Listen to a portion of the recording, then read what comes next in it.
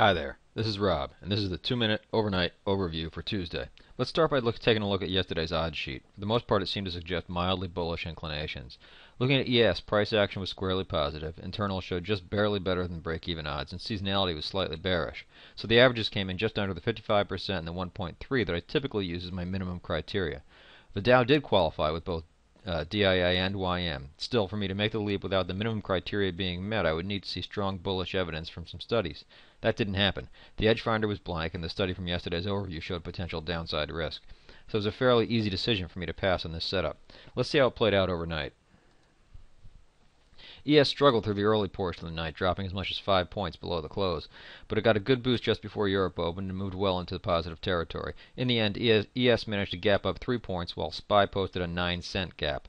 An aggressive overnight trader could have made a small profit here, but I prefer sitting out the dicey situations and instead just focusing on high probability setups.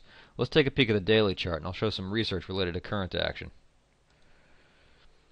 Yesterday's gap down never filled for ES, just missing by 1/4 of a point. The gap up this morning has been followed so far by more buying. This raises the possibility that we could see an unfilled gap down from yesterday followed by an unfilled gap up today. Without considering any other filters, I look back to 2000 and other times ES had posted an unfilled gap down followed by an unfilled gap up. Here's the results.